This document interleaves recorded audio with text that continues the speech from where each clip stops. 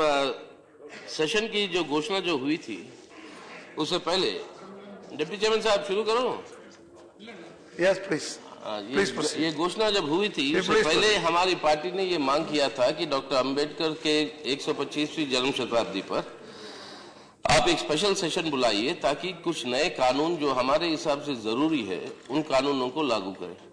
अभी हमारे मित्र शरद यादव जी ने बड़े विस्तार से बताया वो पूरे आंकड़े, जिस तरीके से यह हालत क्या है अपने दलितों की और उनकी जो आरक्षण की बात जो हुई थी उसको मैं दोहराना नहीं चाहता। लेकिन आज ही देखिए सिर्फ आरक्षण का ही सवाल नहीं है, लेकिन उनके ऊपर जो हमले हो रहे हैं उसके भी आंकड़े अब देखिए। यही सरकार जो आंकड़े जो बताए दलितों के ऊपर 2014 में जब से ये सरकार आई 19% हमले जो है वो बढ़े। दलितों के ऊपर 2015 में हम खुद देख चुके हैं फरीदाबाद में, अहमदनगर में जिस तरीके के अत्याचार दलितों के ऊपर हुए। तो सवाल यहाँ पे ये है सर कि कानून जो है आज हमारे हाथ में, उनको मजबूत करना, नए कानून लाना, और उसके चलते हुए हमने कहा था कि 10 नए कानूनों की जरूरत है, जिसके अंदर पहला जो ये निजीकरण जो हो रहा है हमारे अर्थव्यवस्था में उसको ध्यान में रखते हुए आपके शिक्षा में और आपके रोजगार में जो आरक्षण का प्रावधान आपने दिया था पब्लिक सेक्टर के लिए उसको आप बढ़ाकर प्राइवेट सेक्टर में ले आइए। प्राइवेट सेक्टर के अंदर ये आरक्षण हो, इसके बारे में चर्चा तो हो, कानून बने। हम ये चाह रहे थे कि स्टैट्यूटरी स्टेटस मिले SC ST सप्लायंस के लिए। हम ये चाह रहे थे कि रिजर्वेशन जो है आज वो प्रोफेशनल और हायर एजुकेशनल इंस्टीट्यूशंस में हो। हम ये चाह रहे थे कि national mission for eradication of untouchability जो बताए अभी, जो आप जो है यहाँ पर जो पार्लियामेंट के अंदर जो कर्मचारियों की जो हालत है, जो हमारे जो सफाई शरद जी ने बताया, मैं उसको दोहरा, एक नया कानून की जरूरत है कि ये इसको दुरुस्त करना है देश से। So what we wanted was all the enactment of certain legislation on the basis of which we can carry forward the vision of social justice that Dr. Ambedkar stood for. Now instead, sir, we have a situation where the government has come forward saying that we reaffirm our faith on the Constitution.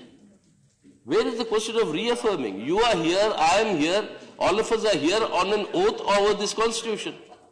What is this drama of reaffirming? If the Constitution is not there, you won't be here. The government of the day must know. The leader of the House is not here now, but he should know that he is here only because we affirm this Constitution. What is this question of now saying we will reaffirm? And what is this Constitution Day, sir? Go through the history. 26th of November, this Constitution was signed by the President of the Constituent Assembly, was voted upon, and the draft was adopted. And in the draft you have said explicitly that on the 26th of January, India shall be a republic. When in 1950, when this draft will turn into a constitution and we shall enact. Can this government answer? I want our esteemed lawyers, the leader of the House, to tell us what law governed India from 26th of November 1949 to 26th of January 1950? Was it this constitution? Is it nonsense? The law that governed India during those 2 months after you adopted this constitution was India Independence Act 1947, moved by the British Prime Minister Attlee in the House of Commons in London. What is this constitution there then? You were under the British law for these 2 months. You adopted and enacted this constitution on the 26th of January. Now, what is this new thing that we are finding now in 65 years later, a Constitution Foundation Day? You please explain to me, sir. You are sitting on the chair, maybe you have greater knowledge, but you please explain to me that when Dr. Sahab Ambedkar himself says that on 26th of January we are enacting this Constitution and we shall be a republic. What is this 26th November? Yes, that day the Constituent Assembly voted and adopted this draft. But that was not Indian Constitution yet. That was not the law of our land yet. Law of the land became It became the law of the land on the 26th of January 1950. Lawyers talking like this, sir. Constitution Foundation Day. You want some day or the other to find yourself so that you can celebrate one more event. The Constituent Assembly met again on the 24th and 25th of January 1950. The Jana Gana Mana as our national anthem was adopted on the 24th of January. And on the 24th and 25th, all members of the Constituent Assembly signed this constitution. And on the 26th of November, only 15 out of the 395 clauses in our constitution came into operation. 26th of January 1950 was when the entire constitution came into operation. So what is this new item that we have, sir? Item song, whatever you may call it, but a new item now in the Indian constitution. No, you see, the senior leader of the ruling party, a senior leader has described our Prime Minister, charitable or uncharitable, I don't know, it's up to their party to decide, that he called him an excellent event manager. One event after another. London after that, Malaysia, ASEAN, after that Constitution Day, and from tomorrow it will be Paris. An old film in my youth, when they showed us Paris ke Range Nishan, I mean, that will be the event from tomorrow. I'm not saying it, so that he doesn't say he'll explain me. But I don't know. I don't know in this way. So what is this event to event to event to event? What are we observing, sir? I'm sorry, but I think the entire, what in Hindi we call garima, of this house, of the parliament is being undermined by these sort of flippant events that are coming in. And even of the constitution. Of course, that's why, 26th of November, yes, we have the highest respect for Dr. Ambedkar, for everybody else. Does this government today know? Constituent Assembly began its work on a resolution moved by Jawaharlal Nehru called the Objectives Resolution. Does this government know? Out of the 11 sittings of the Constituent Assembly, 6 of the sittings were devoted to the Objectives Resolution and not to this draft. A majority of the discussions in the Constituent Assembly was on the objectives put forward by Jawaharlal Nehru. And sir, that is our history. Yes, the victor always scripts the history. But here the victor is also trying to change the past history. Now this is a history we have inherited. Like the leader of the house, I was also born after independence, sir. I think many of us were born after independence. And for all of us, this is inherited history. This is our legacy. You can't now tamper with that history and tell us a new history. Now, why this Constitution Day? I can only come to the conclusion that this is an attempt to try and worm their way into the national movement when they had no role to play at all. Yes, no role. And this is the way they want to worm themselves into the national movement. And how they want to worm themselves, I want to know. How is this order given, sir? A gazette notification saying that it has been decided to celebrate 26th day of November every year as the Constitution Day. Gazette notification. Here, if you want, I'll place it on record. Notification in the Indian Gazette dated 19th of November. By which ministry asked this? Ministry of Social Justice and Empowerment. Does the Ministry of Social Justice and Empowerment decide a national day to be observed every year, sir? As per the Constitution. As far as I know, running of the Constitution, running of the government. Yes, I've noticed the minister coming in here, Honorable HRD Minister, was a good friend before she became a minister. After that, she doesn't have time. She's got very onerous responsibilities. But I just want to know, Gazette notification comes on 19th. Her ministry, HRD Ministry, gives a circular to the schools on the 10th. On the 10th of November, a circular from the HRD Ministry goes to the school saying, observe 26th as the Constitution Day. And this is the Gazette on the 19th. What is happening, sir? Items in Indian politics. That is the only thing I can say. Events. You have event management. You want to worm into the national movement when you had no role. And then, here you say, I'm sorry, you had no role, and then, here you say, sir, that worming in.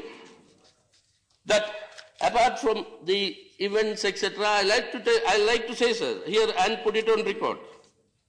And put it on record, the fact that often we are heard, and we will hear also, I'm sure in the course of this discussion also, about the role of the communists, etc., in the freedom struggle. That's an old charge. But may I, please. मैं केवल इतना कहना चाहता हूं कि सीताराम जी का जो इसमें आपत्ति है कि नेशनल कॉन्स्टिट्यूशनल डे क्यों मनाया जा रहा है, पर मैं केवल उसको जानकारी के लिए सुन लीजिए। अभी तक 26 नवंबर को नेशनल लॉ डे के रूप में मनाया जाता रहा है, और अगर हम जो है वो कॉन्स्टिट्यूशन डे के रूप में उसे मना रहे हैं तो हम मना रहे हैं, इस पे कोई आपत्ति किसी को नहीं। हम अपने संविधान निर्माताओं को अगर याद कर रहे हैं, उनके प्रति हम सम्मान व्यक्त कर रहे हैं, बाबा साहब भीमराव अंबेडकर के प्रति नतमस्तक होकर के ये सदन अगर जो है नहीं अपने को बता रहा है, तो इसमें किसी क्या आपत्ति हो सकती है? Sir, you have to protect. Yes, please. In the name of clarification, he can't give his own interpretation. Please proceed. Constitution day कई बार बनाओ, भीमराव अंबेडकर साहब को श्रद्धांजलि हम बनाएंगे, सलाम देंगे, देते रहे, देंगे। लेकिन अब ये बताइए, ये नया दिवस आप खोज के क्या निकाले? इसके कोई आपत्ति नहीं है। हम ये दिवस खोज के आपने जो निकाला उसकी पृष्ठभूमि हम बता रहे। हाँ, बता रहे क्योंकि राष्ट्रीय आंदोलन में भूमिका नहीं था, उस भूमिका को जुड़वाने के लिए आप ये बोलना चाहते हैं, और ये sir, He is not yielding. He is not yielding. Are you yielding? Sri Yechuri, are you yielding? No. He is not yielding. He is not yielding. He is not yielding. He has to yield. If he yield, he is not. He told you that he is not yielding. बैठे। Tarun ji, member speaking yield करना है, नहीं yield करते हैं। तरुण जी बैठिए, तरुण जी बैठिए। Sir, no please, sir, no, sir, Tarun ji, you have when you are Tarun ji, no, this reply, no, please, no, please, Tarun ji, nothing going on record. It's not going on record. Tarun ji, sit down. No, those who want to reply to, no, one second. Those who want to reply to the points Yechuri is raising, you can do it when your turn comes. Don't interrupt him, please. Sir, क्योंकि Deputy Chairman, sir, whatever has been said, because otherwise that would be contested and challenged, that must not go on the record, because he has not yielded. This house has to be governed as per the rules of this house. This is our request, because otherwise what has been said will be contested here and now, because that is a false statement. No, sit down. So, okay. No, please. Sir, please. Tarun, please. Tarun, don't do that. Okay, sit down. Tarun, okay, please. Sir, अब देखिए, अब आप बोल रहे हो श्यामा प्रसाद मुखर्जी साहब के बारे में, बता देते हैं। हम कहेंगे, आप जरा सब्र कीजिए तरुण विजय जी। आपने कई सारे सवाल पूछे, यहाँ भी बाहर भी, इसको जवाब देने की कोशिश कर रहा हूँ। अब यहाँ पे हमारी पृष्ठभूमि के बारे में आपने सवाल उठाया कि कम्युनिस्टों का जो है या आपका जो है, मैं आपको दो चीजें पढ़ के सुना सिर्फ। Sir, and please don't deduct my time for all these interruptions from my thing and you start pressing the bell. Don't do that. I'm here saying, sir, the Bombay Home Department, British, 1942, during the Quit India movement, observed, quote, The Sangh has scrupulously kept itself within the law and in particular has refrained from taking part in the disturbances that broke out in August 1942. Unquote. Unquote. This is the record of the British Army. Now you made a, Mr. Tarun Jay made a charge against the communists. ये भी सुन लीजिए sir. अरे ये भी सुन लीजिए. ये भी सुन लीजिए. उसके बारे में हमें सर हमारे माननीय महामहिम राष्ट्रपति भारत के 1992 में एक स्पेशल सेशन सेंट्रल हॉल में हुआ था रात के 12 बजे.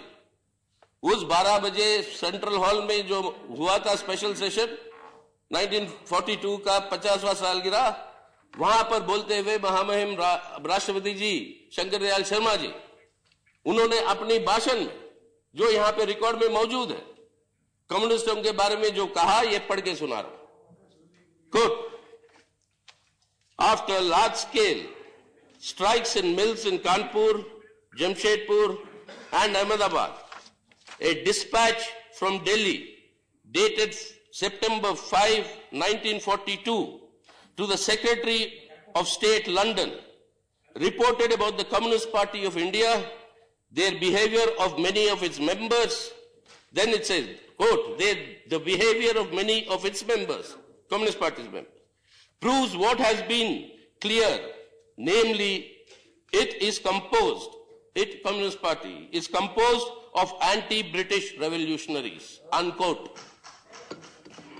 This is the President of India telling this in the Indian Parliament in the Central Hall. अब तो बंद करिए साहब ये इल्जाम. अब मैं बताऊं आपको. You speak in your turn. You speak in your turn. He speaks to the record. And here the writing record is speaker. We cannot even seek a credit. You raise it. I'll raise one more thing. And आपको आपत्ति हो रही है sir, मैंने से worm into Shyama Prasad Mukherjee साहब का नाम लिया. भले नेता थे वो, नेहरू के कैबिनेट में थे, वहां से उन्होंने इस्तीफा दिया. वो खोज रहे थे एक राजनीतिक पार्टी बनाने के लिए. आप बताइए, आप आरएसएस के रिकॉर्ड्स में ये बात है कि नहीं कि जब वो खोज रहे थे एक नया पार्टी बनाने के लिए, आपके गुरु गोलवलकर साहब ने 4 स्वयंसेवकों को भेजा श्यामा प्रसाद मुखर्जी के पास कि आप एक नया राजनीतिक पार्टी बनाएं. और कौन थे साहब ये? आप ही की रिकॉर्ड, मैं नहीं करूं. वो रिकॉर्ड में कौन थे? दीनदयाल उपाध्याय जी, एल.के. अद्वानी जी, अटल बिहारी वाजपेयी जी और श्याम सुंदर भंडारी. इन चारों को आपने भेजा. चारों को आपने भेजा श्यामा प्रसाद मुखर्जी साहब को मदद देने के लिए, पार्टी बनाने के लिए. और यह हुआ तक जब सरदार पटेल ने अपने कम्युनिके में ये कहा था, बैन किया था आरएसएस को महात्मा गांधी की हत्या के बाद. वो जो बैन हुआ था, उस बैन से वापस निकलने के लिए कई सारे शर्त लगाए थे सरदार पटेल ने. उनमें से एक शर्त था कि आरएसएस राजनीति में हिस्सा नहीं लेगी, और वो राजनीति में हिस्सा ना लेने की वजह से एक राजनीतिक अंग चाहिए था. और वो अंग उस समय बना था जनसंघ, जिसका आज का अवतार है आप सभी लोग भाजपा. तो आप ये मत करिए, worming your way into the national movement की बात में कही, उसे आपत्ति जताया आपने. तो ये तो इसलिए सर, I'm sorry. तो चलिए सर इन बातों को जोड़िए. जो अब आप जो कहने वाला हूं, हमारे माननीय नेता इस हाउस के, उन्होंने कई सारे बातें कही. उन्होंने कहा था कि कुछ अंश पढ़ के सुनाया. He read out Article 44 of the Constitution, sir, which deals with it. I have the copy of the Constitution, and this is a copy that belongs to the chambers. So you can't accuse me of any personal copy, which I fudged copy. You think there are different copies of Constitution? Different. No, they may accuse me. they may accuse me. So I'm reading out only from the chambers copy, so that even that is assuaged. So you don't ask me for authentication. It's marked chambers copy. So it says, yes, state shall endeavor to secure its citizen uniform civil code. It was quoted. It was also quoted on the question of organization of agricultural animal husbandry.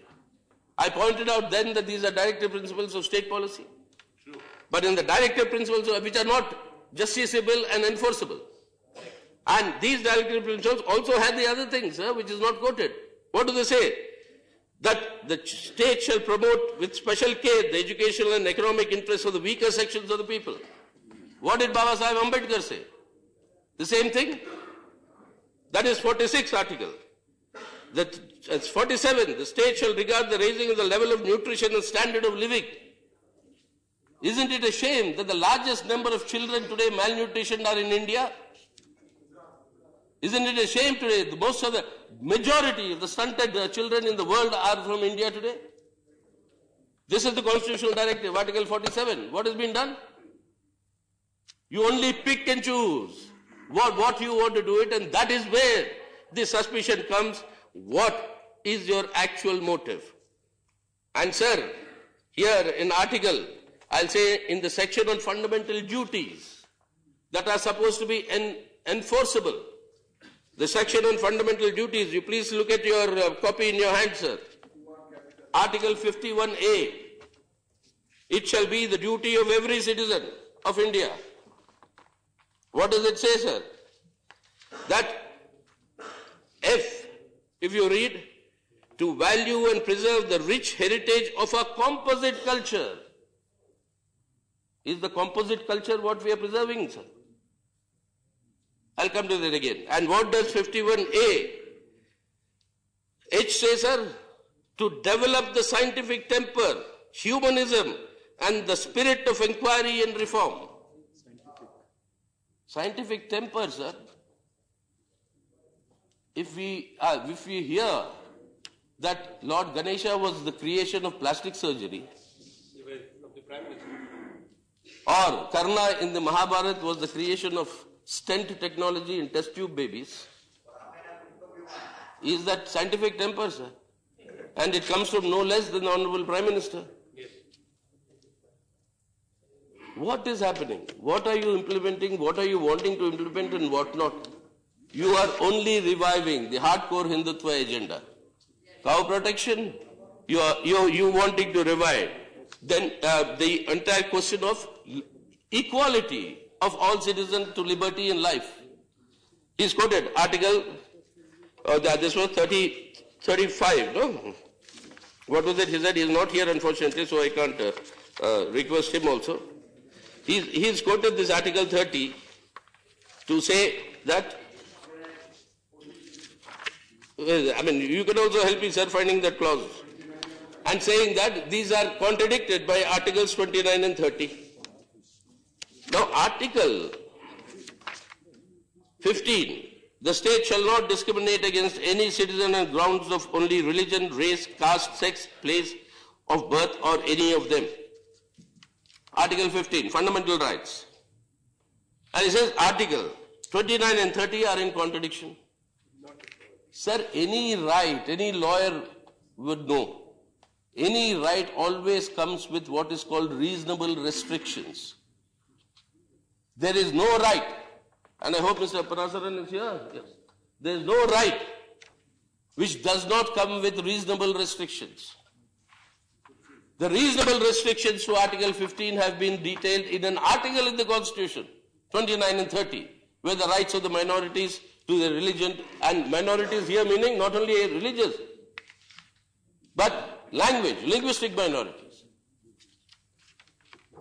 So they said this is a contradiction, don't we want to remove it?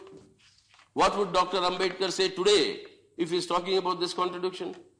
If the Constitution, he would say precisely the same thing. He would say precisely the same thing, that the duties of a citizen would be the spread of tolerance and not the spread of any one particular intolerant point of view. And that is the bone of contention today, sir, where you heard, I heard in the, I read in the media, the Honorable Home Minister saying that secularism is the word that was injected into the Constitution, and therefore, that is the cause of all problems. It is also referred to, I believe, poor old Amir Khan, our actor, is getting lampooned. He said Ambedkar did not leave the country But he stayed here and struggled, and that is what Amir Khan also said, sir. Oh man, he didn't say that he's leaving. I am glad he's staying in struggle, and then you accuse them saying that left is sponsoring all that. Thank you for putting all those people with us. Our tribe is increasing. that you are doing it. But anyway, but remember, Ambedkar did not leave the country. He was a patriot. But Ambedkar renounced Hinduism and embraced Buddhism. You remember that? You remember that? And why was it? That is where the intolerance issue comes in. And sir, these are matters again of history you cannot erase. And if you want the question of intolerance, take the same speech that the Honorable Leader was quoting of Ambedkar on 25th November. Speak now. Same speech. And what did Dr. Ambedkar say? One today. He was talking about history will repeat itself. Will we lose our independence again? Honorable Leader of the House quoted that. After that, he didn't quote the rest of it. What does it say, sir? I'm quoting from that speech of Dr. Ambedkar. Will history repeat itself? Question mark. That is, will we lose our independence once again? Will Indians place the country above their creed? Or will they place creed above the country? I did not know. If, as the Leader of the House said, if Dr. Ambedkar was here today, what would he say? He wouldn't pose this question. He'll say Indians are being forced to place the creed above the country. And that is the intolerance that is happening in the country today. And then what does Dr. Ambedkar say? But this much is certain. This is a speech, sir, which was quoted in the morning. But this much is certain. If the parties place creed above country, our independence will be put in jeopardy a second time.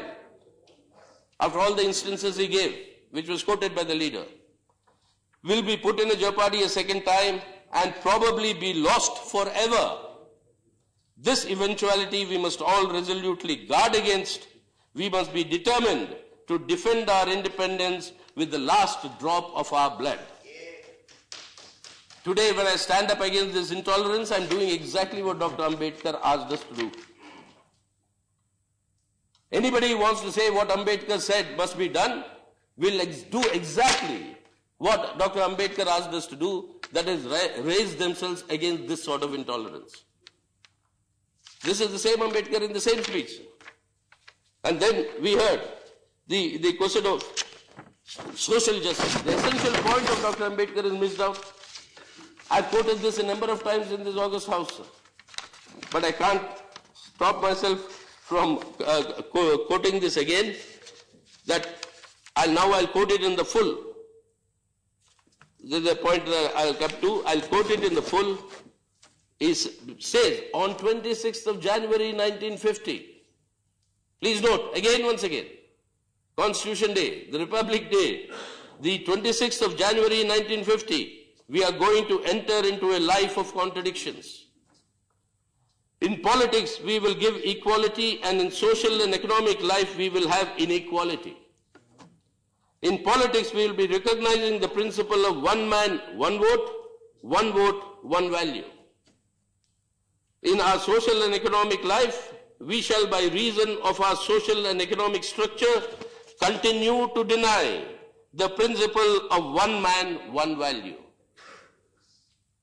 That is the contradiction. And then he continues to say what? If we continue to deny it for long, we will do so only by putting our political democracy in peril.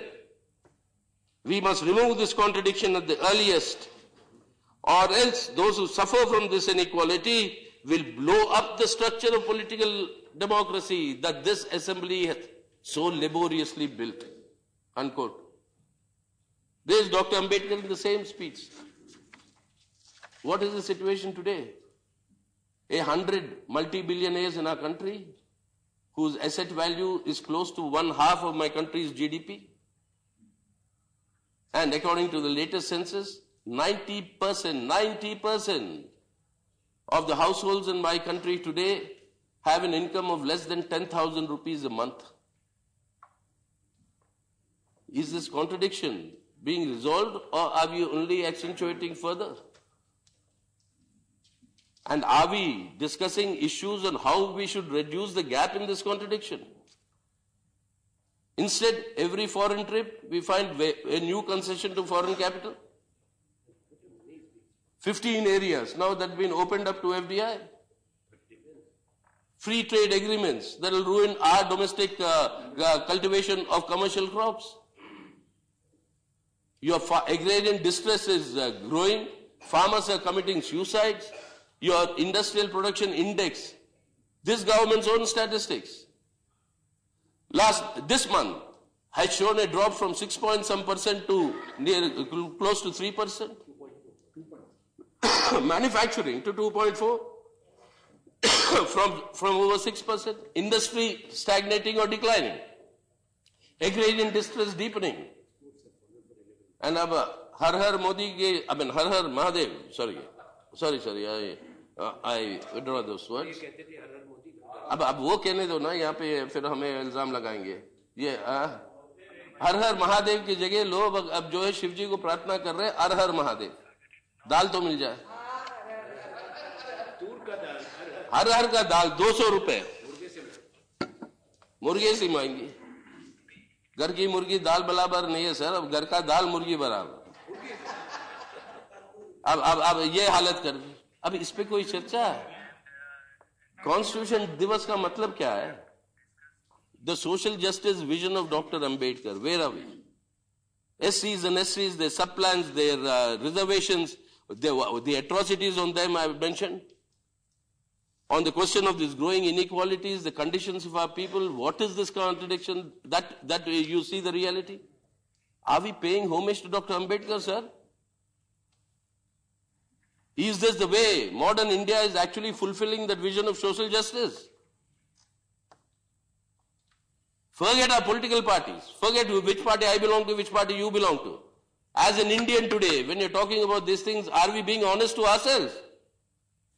Are we doing what Ambedkar and all that generation, Nehru, Gandhi, Abul Kalam Azad, Sardar Patel, that whole generation that gave us this independence, this freedom, this constitution, what they have exhorted all of us to do?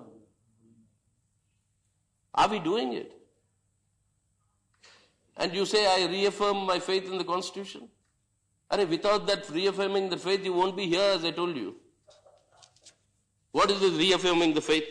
And now you come to the other, federalism. Federalism, what did Dr. Ambedkar say, sir? Try to conclude. Yeah, but how can I conclude federalism and tolerance and all that, sir? And with what the government is doing, you say conclude. Huh? Now, in the federalism, in the federalism structures, the center-state relations, what did Dr. Ambedkar say? We was talking about that the center and the states are co-equal in this matter. I'm talking from his speech, same speech. It is difficult to see how such a constitution can be called centralism. That is, the basic principle of federalism is the legislative and executive authorities partition between the center and the states, not by any law to be made by the center, but by the constitution itself. That is the sacrosanctity of this constitution. Is that principle of federalism followed, sir? We were talking about 356 article, misuse of that. There's only one part of it. We were the first victims of 356. Kerala government way back in 1950s. Yes. I don't know how many were born here. Again a victim, second time in the 1960s. Twice a victim in Bengal in 67 and 69. Yeah, I know. That's what. Honorable Mr. Anthony is here. He was the hero of one of the Kerala, we fought against you. No. We fought against you. 57, we fought against you. You don't say we fought against you. That you don't say. Anyway, remove that from the record. Yeah, okay. But sir, all that apart, so what is federalism? Not merely equality, that independent respect of the states. Are we granting it today? Then you talked of the judiciary, sir. let me tell you what Dr. Ambedkar said about the judiciary is very, very interesting, sir. I'll quote from the same speech. Courts may modify, they cannot replace. Please note. Courts may modify, they cannot replace. They can revise earlier interpretations as new arguments, new points of view are presented. They can shift the dividing line in marginal cases. But there are barriers they cannot pass. Definite assignments of power they cannot reallocate. They can give a broadening construction of existing powers, but they cannot assign to one authority powers explicitly granted to another, unquote. The separation and the complementarity of the executive, the judiciary, and the legislature, the hallmark of our constitutions. And now this is as far as your judiciary is concerned. But what worries me about it, you're paying homage to Dr. Ambedkar. Remember, sir, in 1946 to 1950, what was the condition of the world? Millions of people were under colonial subjugation. When these countries became independent, what we did in India is actually a revolutionary step then. We granted universal adult suffrage, which nobody else of these countries granted. Europe did not grant, or even the United States of America. President Obama came here, all of us were very excited in the Central Hall, on both sides. Everybody was saying, wow, President Obama came here. And then he wrote in our what is called the Golden Book. There's no gold in that book, but what is called the Golden Book of our Parliament. He wrote, greetings from the world's oldest democracy to the world's largest. This was his message. If my memory, I think, is right. This is the message he gave. I had to point out to him later that evening at the president's banquet. I said, sir, I think this is the wrong definition that you are the world's oldest democracy. He said, why? He said, sir, you got the right to vote, that is American Africans. You got the right to vote universally in the United States of America in 1962, 1 year after you were born. The universality of adult franchise in the United States of America came only in 1962. In India, we gave it in 1950. Whether you're a Dalit, you're a landlord, whether you're Muslim, whether you're Hindu, we gave it in 1950. And today, sir, what is happening? Today, what is happening? In Haryana, 86% of the people will be kept out of their right to vote and right to contest elections because of the various conditions the state government has said, unless you fulfill these conditions, you cannot contest or you cannot vote. In Rajasthan, you put conditions whereby more than half the people are excluded from this universal suffrage. In Gujarat, you have said unless you have a toilet, a pakka toilet in your house, you cannot vote or contest in local elections. This, and where all these three states have got a BJP state government. You come here to pay homage to Dr. Ambedkar. And the one important thing that has been done by the Indian Constitution of universal adult suffrage, you deny to people in the states which have a state government that is led by the BJP. I know you will press the bell, but the point is that you please consider all these things. The ruling benches are empty. I don't know who will convey what to whom tomorrow when the reply comes or on Monday. But, Are there? Sir, Ministers are there. They will do it. Sir, I sympathize with my friend Mukhtar Abbas Naqvi. How much burden can he carry, sir? How much can he go and report upstairs saying that this is all has been said, you please answer? And even the officers have deserted the officials' block. So, I mean, I don't know if anybody is taking note of all this. Fine, I mean, we understand many of these things, they ignore us normally. But sir, since you are pressing the bell, let me come down to my final points. That they made an interesting and a very interesting reference to the Third Reich and Germany. Wonderful, sir. We are happy, and I must pay my gratitude to the leader of the House for having reminded me of the Third Reich and Germany and the dangers of authoritarianism. So in 1939, when the debate in the country was going on on what should be the character of independent India, there was a book which was not thought it would be very important, but a book which had a very, very important implication for Indian politics and India's future. And that was a book called We or Our Nationhood Defined by Madhav Sadashiv Golwalkar. It's called the RSS Guru. And since the leader of the opposition mentioned the Third Reich, not the leader of the House mentioned the Third Reich, I only want to quote from that book about the Third Reich. That book says, we or our nationhood means who is we. In Hindi, Swaraj. Swa का मतलब क्या है? किसका राज है ये? हम कौन हैं? हम एक हिंदू राष्ट्र है. That is the entire import of that book.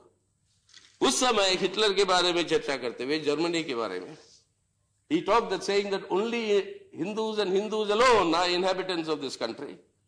And then, what does he say about the Third Reich, sir? I'm quoting.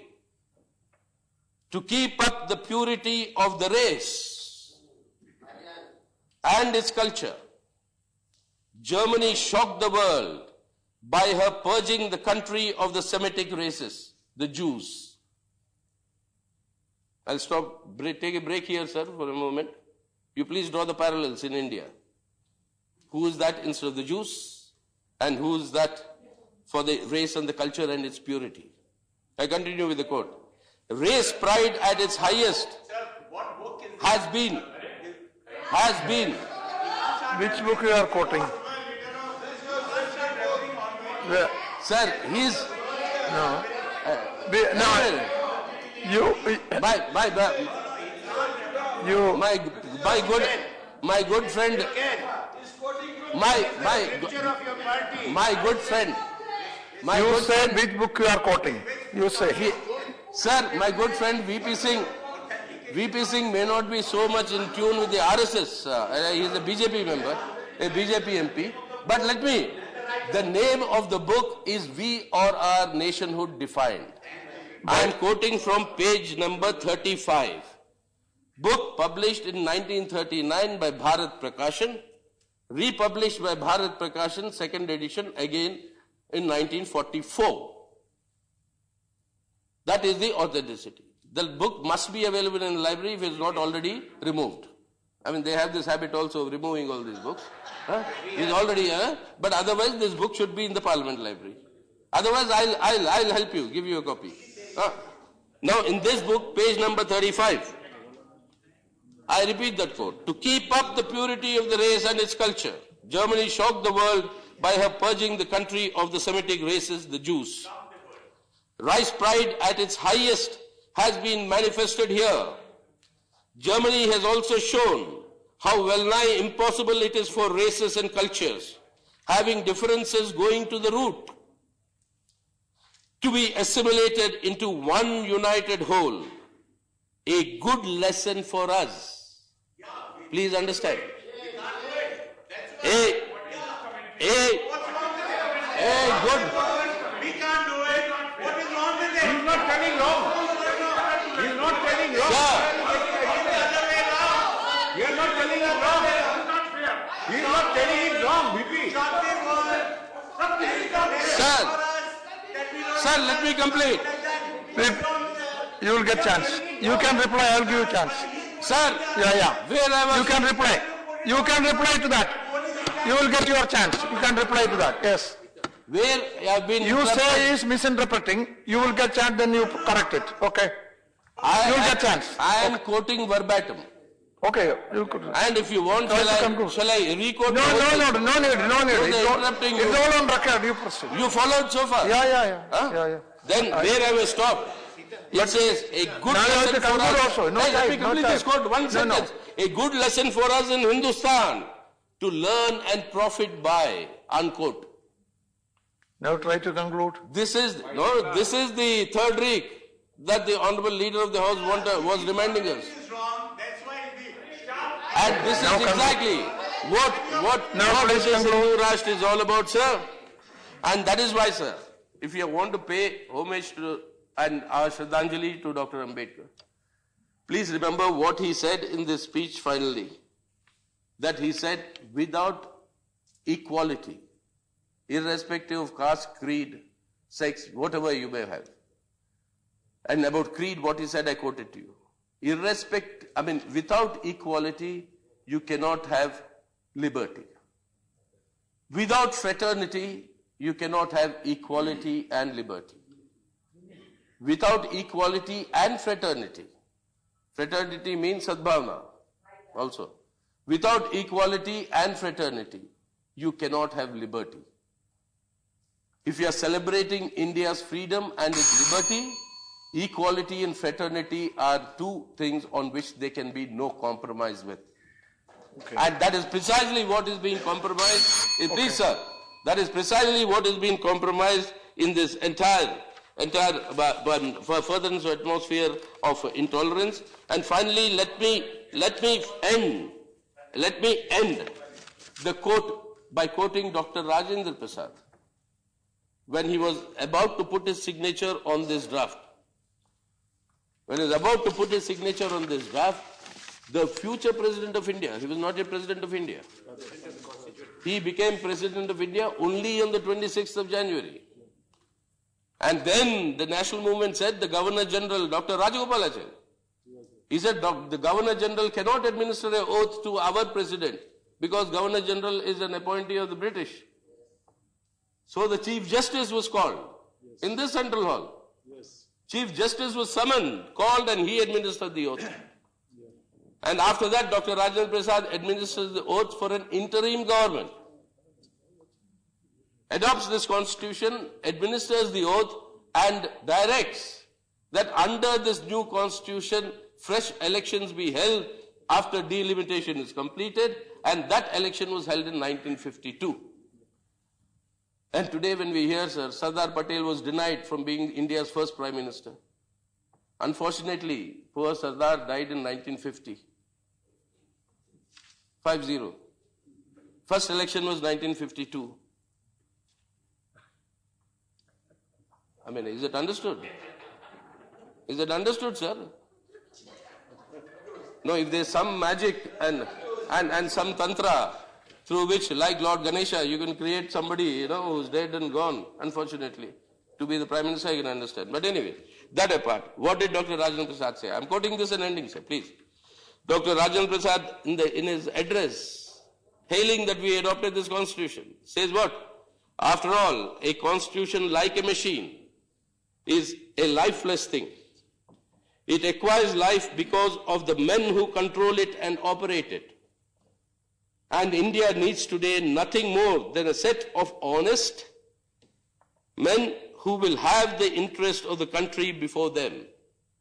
I'm sure Dr. Rajendra Prasad and Dr. Ambedkar, when they talked about men, they included the women also. So please don't take offense. I'm sure at that time women were also part of it. So they said, what India needs today, nothing more than a set of honest men and will have the interest of the country before them. Interest of the country before them. There is a vociferous tendency arising out of various elements in our life. Dr. Rajendra Prasad, 1949, November 26th. We have communal differences, caste differences, language differences, provincial differences, and so forth. It requires men of strong character, men of vision, men who will not sacrifice the interests of the country at large for the sake of smaller groups and areas, who will rise over the prejudices which are born of these differences. We can only hope that the country will throw up such men in abundance. Unquote. Unfortunately, that's not the case. Is that the case? I rest my case by asking you the question. What we are seeing today, have we produced such men with abundance? If not, I think it's time to correct now, sir. If you want to pay actual reaffirmation to a constitution and pay our homage to Dr. Ambedkar, please don't okay me here, sir. You'll also have a part of it. Yes. All of us will have to. All of us will have to sincerely pay homage doubt to this vision. And that is what we need to do. Thank you very much for giving me this time. Thank you very much.